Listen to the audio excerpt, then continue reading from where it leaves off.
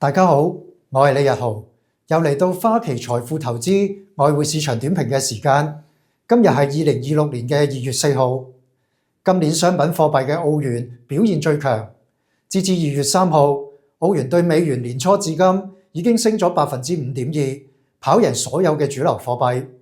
息差優勢、人民幣升值同埋大宗商品價格做好，都利好咗澳元嘅投資氣氛。澳洲央行利率已經高過其他嘅主流央行。早前澳洲央行加息25個基點至到3.85厘，當局立場偏鷹。花旗分析員預期，當局將會喺5月份再加息25個基點至到4.1厘水平。隨住息差優勢擴闊，或者會繼續利好澳元後市。反而上年表現排第2嘅歐元可能會相對落後。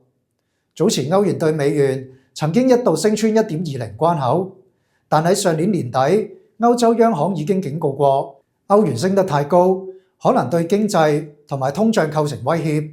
如果歐洲央行官員再重提相關嘅言論，就可能會令到歐元出現較明顯嘅回吐壓力。今次嘅外匯市場短評時間就差唔多啦，下次再見，拜拜。